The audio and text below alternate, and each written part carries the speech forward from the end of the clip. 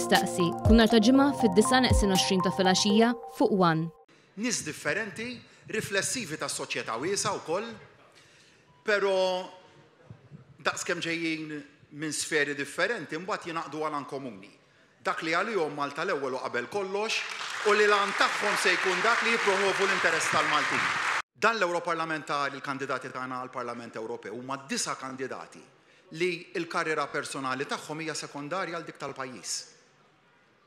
U għalhekk l-importanza li nivvotaw lil kandidati kollha tal-Partit Laburista. Dan kien il-messaġġ li għadda l-Prim Ministru mexxej Laburista Robert Abela waqt li kien intervistat mill-ġurnalista One News Samuel Lucas f'Birżebbuġa. Dr. Abela saħaq kif il-kandidati kollha tal-Partit Laburista se jaħdmu favur Malta u żied jinnota kif il-kandidati għalkemm ġejjin minn sferi differenti fis-soċjetà għandhom għan komuni li jaħdmu favur pajjiżna. Hawn ikkontrasta mal-esponenti nazzjonalisti fi Brussell li jużaw il-kariga biex javvanzaw il-karriera personali tagħhom.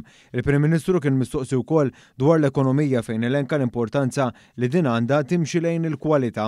Il-kwalità, kwalità, kwalità. Però dak id-dibattitu nistgħu nagħmluh nistgħu nimxu lejn dik id-direzzjoni għaliex għandna l-basics li huma b'saħħithom. X'jiġifieri?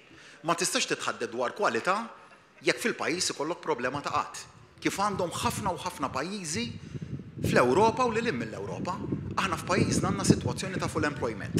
Mela x'għandna dik is-sitwazzjoni, issa nistgħu nitkellmu fuq kif se nkomplu nsaħħu l-kundizzjonijiet tax-xogħol tal-ħaddiema tagħna, fuq kif se noħolqu iżjed opportunitajiet, fuq kif se nħarġu aktar Awċin u Maltin biex dawk l-aqwa opportunitajiet jaħtfuhom huma.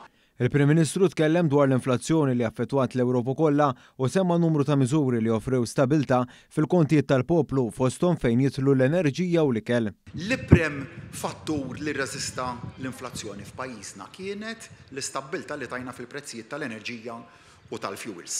Tajna deċiżjoni strateġika ċara sa minn meta bdiet il-pandemija, sa minn meta mbagħad bdew l-isfidi tal-loġistika, sa minn meta mbagħad faqqet il-gwerra fl-2002 u mbagħad meta reġa' kellna attenzjonijiet fis-7 Ottubru l-għadda fil-Lvant Nofsani, id-deċiżjoni kienet waħda ċara.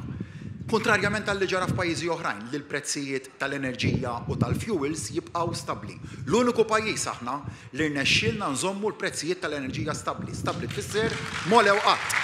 Il-Prim Ministru ma naqasx milli jitkellem dwar l-investiment f'Birżebbuġa, il-lokalità fejn kienet qed issir l-intervista u l-entużjażmu li qed juru n-nies għal attivitajiet organizzati mill-Partit Laburista. Jien nemmen li dak kien is-sigriet tas-suċċess ta' dan il-moviment fl-aħħar 11-il sena li konna viċin ir-realtajiet tan-nies li t-talbit tagħhom ħdimna biex dawwarnihom fit-twettiq tal-aspirazzjonijiet tagħhom u nemmen li dak irid jibqa' jkun is-sigriet ta' dan il-moviment li nkunu viċin ir-realtajiet tan-nies, li nkunu umli, li nindirizzaw il-ħtiġijiet tan-nies fuq kollox imbagħad it-8 ta' Ġunju tfisser ukoll l-approvazzjoni ta' pjanijiet li għandna l-kull wieħed u waħda mill-komunitajiet u l-lokalitajiet tagħna, dakinhar nagħtu vot b'saħħtu ħafna sabiex hawnhekk ukoll inkomplu nsaħħu lin-nies ta' Birżebbuġa u nsaħħu lil Malta tagħna.